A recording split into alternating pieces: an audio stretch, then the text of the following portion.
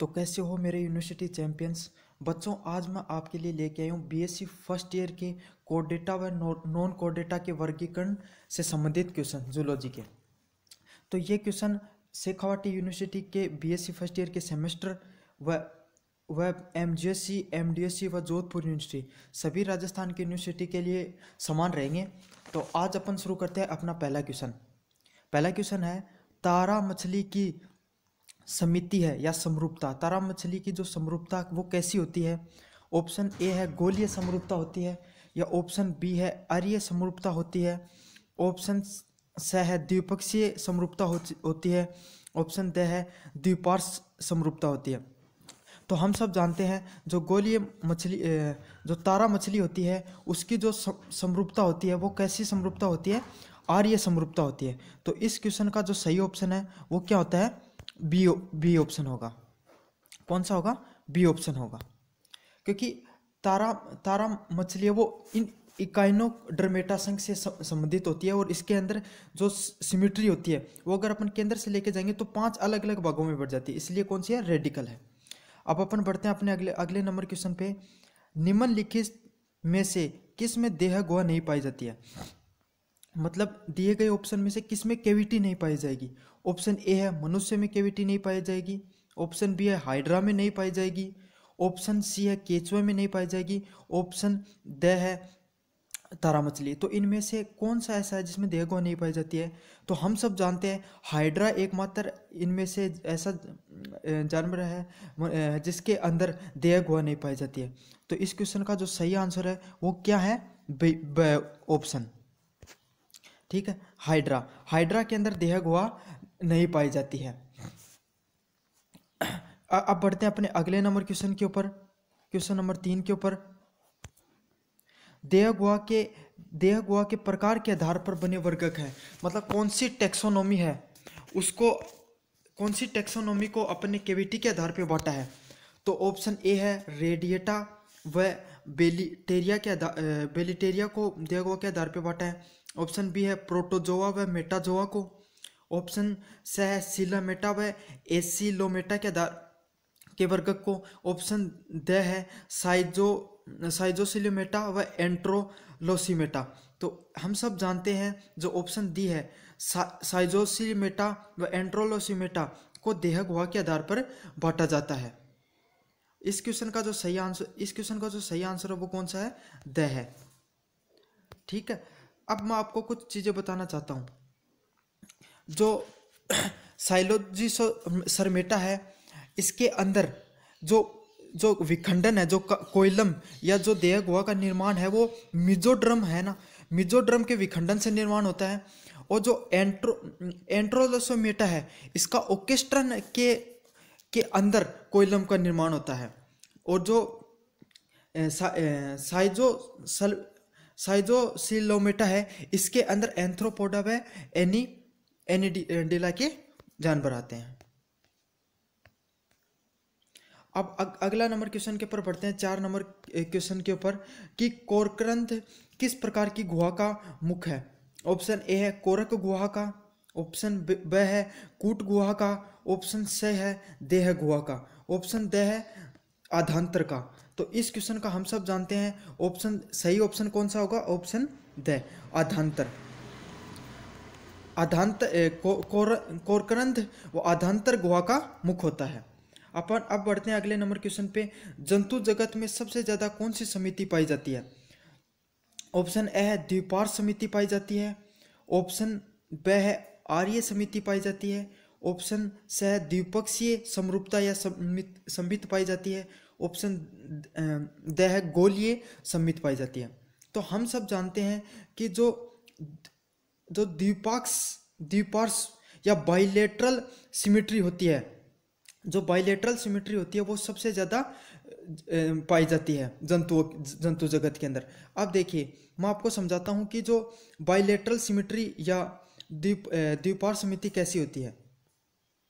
देखिए समझिए, जैसे कि ये कोई एक जानवर का स्ट्रक्चर है, इसके अगर बीच से अपन केंद्र से अगर अपन कोई एक लाइन खींचें तो दाएं व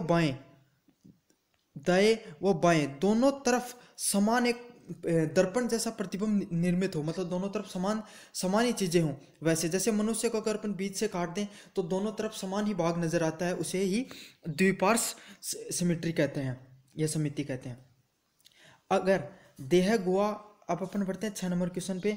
देह गुहा अंतरंत के पार्श्व कोषों से बने हो तो उसे क्या कहा जाता है?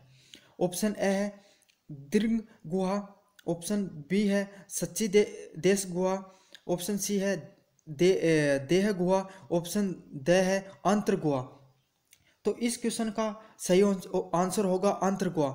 मतलब अगर देह गुहा अंदर व पार्श्व कोषों से बनी होती है तो उसे क्या कहा जाता है? अंतर गुहा। तो इस क्वेश्चन का जो सही आंसर होगा वो क्या होगा? अंतर गुहा, ऑप्शन ड। अब अपन बढ़ते हैं अगले क्वेश्चन के ऊपर। द्वितीय आर्य समिति इस किस संघ से होती है? जो सेकेंडरी रेडियल सिमिट्री है वो कौन से संघ से होती है, कौन से टैक्सोनॉमी से होगी? तो सबसे पहले होगा ऑप्शन ए है नाइडेरिया से होगी, ऑप्शन बी है टिनोफेरिया से होगी, ऑप्शन सी है सिलेंट्रेटा से होगी, ऑप्शन द है काइनोड्रमेटा से होगी। तो हम सब जानते हैं इस जो काइनोड्रमेटा है वो काइनोड्रमेटा एक ऐसा काइनोड्रमेटा के अंदर द्वितीय सेकेंडरी रेडियल समिति पाई जाती है। तो इस क्वेश्चन का जो सही आंसर वो क्या होगा? The option. अब अपन आगे बढ़ते हैं ऑप्शन नंबर 8, क्वेश्चन नंबर 8 पे। जंतु जगत को प्रोटोजोआ व मेटाजोआ में वर्गीकृत करने का आधार क्या है? मतलब जो जंतु जगत है संघ बनाए गए उसमें प्रोटोजोआ और जो मेटाजोआ के जो संघ है उसको किस आधार पर वर्गीकृत किया गया? ऑप्शन ए विदलन के प्रकार के आधार पे वर्गीकृत किया गया है, ऑप्शन ब है कोशिकाओं की संख्याओं के आधार पर वर्गीकृत किया गया है, ऑप्शन सी है समिति के आधार पर वर्गीकृत किया गया, ऑप्शन द है देह गुहा कैविटी के आधार पर वर्गीकृत किया गया। तो हम सब जानते हैं जो प्रोटोजोआ व मेटाजोआ जो संघ है उसको कोशिकाओं के आधार पर वर्गीकृत किया गया। तो इस क्वेश्चन को क्या सही आंसर क्या होगा? Option B. अब अपन बढ़ते हैं अगले नंबर क्वेश्चन के ऊपर कि स्थानबद्ध जंतुओं में किस प्रकार की समिति पाई जाती है, किस प्रकार की सिमिट्री पाई जाती है? तो ऑप्शन ए है द्विपार्श्व समिति पाई जाती है, ऑप्शन बी है आर्य समरूपता पाई जाती है, ऑप्शन सी है गोलीय समरूपता या समिति पाई जाती है, या ऑप्शन द है द्विपाक्षीय समिति पाई जाती है। तो हम सब जानते हैं जो स्थानबद्ध जंतु होते हैं उनके अंदर रेडियल ये आर्य समिति पाई जाती है। तो इस क्वेश्चन का सही ऑप्शन क्या होगा? ब ऑप्शन आर्य समिति। ठीक है। अब आकर बढ़ते हैं 10वें नंबर क्वेश्चन पे। त्रिजन स्तरीय जंतु किस संघ के सदस्य होते हैं? मतलब 3 डायमेंशनल जो स्ट्रक्चर है वो किस एनिमल किंगडम के अंदर पाया जाएगा? तो ऑप्शन ए है सिलेंट्रेटा के अंदर पाया जाएगा, ऑप्शन बी है पोरीफेरा के अंदर पाया जाएगा, ऑप्शन सी है टिनोफेरा के अंदर पाया जाएगा, ऑप्शन द सिलेंट्रेटा से ऊपर के संघ हैं पोरीफेरा वगैरह इनके अंदर पाया जाएगा। तो हम सब जानते हैं जो सिलेंट्रेटा से ऊपर जितने भी संघ होते हैं उनके अंदर त्रिजन स्तरीय जंतु संघ पाया जाता है, एनिमल किंगडम पाया जाता है। तो हम सब इस क्वेश्चन का जो सही आंसर वो क्या होगा? द सिलेंट्रेटा से ऊपर के संघों में। अब अपन बढ़ते हैं 11 नंबर क्वेश्चन पे। पोरीफेरा के जंतुओं में किस कोटि का संगठन पाया जाता है?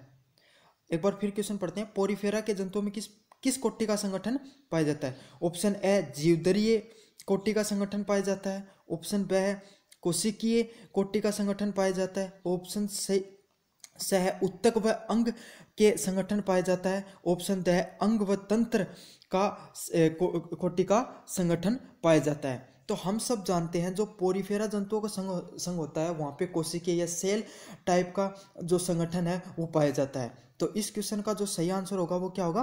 बी ऑप्शन होगा। कौन सा होगा? बी ऑप्शन होगा। अब देखो, अब मैं आपको कुछ हिंट भी दे देता हूँ। जैसे मनुष्य होते हैं उसके अंदर अंग व तंत्र कोटि का संगठन पाया जाएगा, मतलब अपने शरीर के अंदर ऑर्गन्स अंग प्रेजेंट होते हैं तो इसलिए वो पाया जाता है।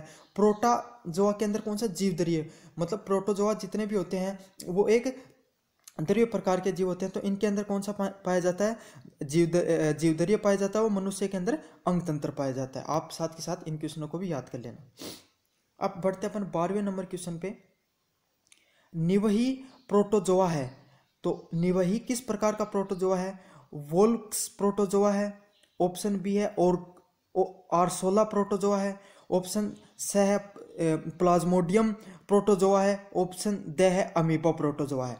तो निविया है वो वोल्फ्स वोल्फ्स टाइप का प्रोटोजोआ है। तो निविया कौन सा टाइप का प्रोटोजोआ है? वोल्फ्स टाइप का प्रोटोजोआ है। तो इस क्वेश्चन का ऑप्शन कौन सा सही होगा? ए नंबर ऑप्शन।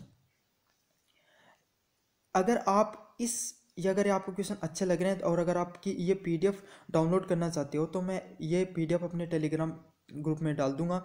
आप उसका जो टेलीग्राम का लिंक है वो कमेंट बॉक्स पर डिस्क्रिप्शन में दे दूंगा। आप वहाँ से मेरा टेलीग्राम ग्रुप ज्वाइन कर ले और वहाँ से ये पीडीएफ डाउनलोड कर ले। मैंने सोल्यूशन भी इसके अंदर डाल दिए हैं। एक कूटपाद बनाने वाले जीव को वर्गीकृत किया जाता है। तो मतलब एक कूटपाद बनाने वाले जीव को किस में वर्गीकृत किया गया? निडोस्फेरा में किया गया है, सीलियोफेरा में किया गया है, सर्कोमेटागोफेरा में किया गया है। तो इस क्वेश्चन का जो सही आंसर होगा वो कौन सा होगा? ऑप्शन द मेटोगोफेरा में किया गया है। अब बढ़ते हैं अपन अगले नंबर क्वेश्चन पे। निम्न में से एक जीव प्रोटोजोआ है। मतलब नीचे दिए गए सभी जीवों में से कौन सा जीव परजीवी प्रोटोजोआ है? कौन सा है? जियोडिया एक परजीवी प्रोटोजोआ है, या ऑप्शन बी है वोटिसेला एक परजीवी प्रोटोजोआ है, ऑप्शन सी है फेकस एक परजीवी प्रोटोजोआ है, ऑप्शन डी है उपयुक्त सभी। मतलब ये सारे के सारे परजीवी प्रोटोजोआ है। तो हम सब जानते हैं कि जोर्डियला एक परजीवी प्रोटोजोआ होता है। अब अपन बढ़ते हैं क्वेश्चन नंबर 15 पे। पंच जगत व्यवस्था में संघ प्रोटोजोआ को बांटा गया। मतलब पंच जगत जो व्यवस्था की गई उसमें जो प्रोटोजोआ संघ उस किस आधार पे बांटा गया है? तो किस में बांटा गया है? ऑप्शन ए है मोनेरा में बांटा गया है, ऑप्शन बी है प्रोटेस्टा में बांटा गया है, ऑप्शन स है एनिमेलिया में बांटा गया है, या ऑप्शन डी है द फंजाई में बांटा गया है। तो आप इस क्वेश्चन का आंसर है वो कमेंट बॉक्स में ज़रूर बताएं। मैं आपको बता देता हूं, जो पंच जगत व्यवस्था की गई उसको प्रोटेस्टा संघ के प्रोटोजोआ में बांटा गया। तो इस क्वेश्चन का सही आंसर होगा वो क्या होगा? बी होगा। अब अपन बढ़ते हैं अगले नंबर क्वेश्चन पे। 16 नंबर क्वेश्चन में से निम्न में से एक मुक्त जीवी प्रोटोजोआ है। कौन सा प्रोटोजोआ एक मुक्त जीवी प्रोटोजोआ है? ऑप्शन ई है टाइकोमोनस एक मुक्त जीवी प्रोटोजोआ है, या लेशमेनिया एक मुक्त जीवी प्रोटोजोआ है, ऑप्शन सी है पेरामीशियम एक मुक्त जीवी प्रोटोजोआ है, ऑप्शन डी है प्लाज्मोडियम एक मुक्त जीवी प्रोटोजोआ है। तो इस क्वेश्चन का जो सही आंसर होगा वो क्या होगा? प्लाज्मोडियम होगा, ऑप्शन सी। क्योंकि एक जो प्लाज्मोडियम है वो एक मुक्त जीवी प्रोटोजोआ होता है। अब अपन बढ़ते हैं क्वेश्चन नंबर 17 के पर। मनुष्य में रोगों को फैलाने वाला प्रोटोजोआ कौन सा होता है? मनुष्य के अंदर कौन सा प्रोटोजोआ होता है जो रोग फैला देता है? ऑप्शन ए है एंट एमीबा, ऑप्शन बी है प्लाज्मोडियम, ऑप्शन सी है जियोडिया, या ऑप्शन डी है उपयुक्त तीनों। तो हम सब जानते हैं जो एंट अमीबा होती है, जो एंट अमीबा होती है वो मनुष्य के अंदर रोगों को फैलाने वाला प्रोटोजोआ होता है। तो इस क्वेश्चन का जो सही आंसर होगा वो कौन सा होगा? Option A. अब बढ़ते हैं अपन क्वेश्चन नंबर 18 पे। जीवाणु या स्पोर बनाने वाले एक कोशिकीय जीव इस वर्ग में आते हैं। किस वर्ग में आते हैं? मतलब जीवाणु या स्पोर बनाने वाले जो यूनिसेलुलर जो एनिमल होते हैं वो कौन से संघ के अंदर आते हैं? स्पैरोजोआ के अंदर आते हैं, ऑप्शन बी है सिलियंटा के अंदर आते हैं, ऑप्शन स है पायरोप्लेजिमिया के अंदर आते हैं, या ऑप्शन डी सर्कोमेटागोफेरा के अंदर आते हैं। तो इस क्वेश्चन का जो सही आंसर होगा वो कौन सा होगा? स्पैरोजोआ के अंदर आते हैं। मतलब ऐसे जीव जिनके अंदर स्पोर्स प्रेजेंट होते हैं उन्हें क्या कहा जाता है? स्पोरोजोआ कहा जाता है। जैव संदीप्त एक कोशिकीय जीव है। मतलब इन सभी जीवों में से जैव संदीप्त एक कोशिकीय जीव कौन सा है? ऑप्शन ए है नोक्टिल्यूका, ऑप्शन बी है टाइकोनिफा, ऑप्शन सी है मोनोसिटिगस, ऑप्शन डी है हेल्टेरिया। तो इस क्वेश्चन का जो सही आंसर होगा वो क्या होगा? नोटियलुका। जो नोटियलुका है वो एक जीव संदीप्त एक कोशिकीय जीव होता है। अब अपन बढ़ते हैं अगले नंबर क्वेश्चन पे। 20 नंबर पे क्वेश्चन पे कौन सा परजीवी मनुष्य में रोग उत्पन्न नहीं करता है। मतलब नीचे हमें 4 ऑप्शन दिए गए हैं, परजीवी दिए गए हैं, जिनमें से कौन सा है जो मनुष्य के अंदर रोग उत्पन्न नहीं करता है। ऑप्शन ए है लेशमानिया, एक ऐसा परजीवी होता है जो मनुष्य में रोग उत्पन्न नहीं करता है। ऑप्शन बी है जियोडिया, एक ऐसा परजीवी होता है जो मनुष्य के अंदर रोग नहीं उत्पन्न करता है। ऑप्शन सी है बेलिटीडियम। ऑप्शन डी है नोसिया। तो इस क्वेश्चन का जो सही आंसर होगा वो कौन सा होगा? ऑप्शन द नोसिया एक प्रकार का परजीवी होता है जो मनुष्य के अंदर किसी प्रकार का रोग उत्पन्न नहीं करता है। अब अपन बढ़ते हैं 21 नंबर क्वेश्चन पे। प्रोटोजोआ की स्वपोषी जाति का उदाहरण है। तो जो ये नीचे दिए गए प्रोटोजोआ की जातियों के उदाहरण दिए गए, तो इसमें कौन सी स्वपोषी जाति का उदाहरण है? ऑप्शन ए है पैरामीशियम, एक स्वपोषी जाति का उदाहरण है प्रोटोजोआ की। ऑप्शन बी है यूगिलिना। ऑप्शन सी है जियोडिया। ऑप्शन डी है ओपेलाइना। तो इस क्वेश्चन का जो सही ऑप्शन होगा वो कौन सा होगा? Option B यूगिलिना। यूगिलिना एक प्रोटोजोआ की स्वपोषी जाति का उदाहरण है। तो इस क्वेश्चन का सही आंसर क्या होगा?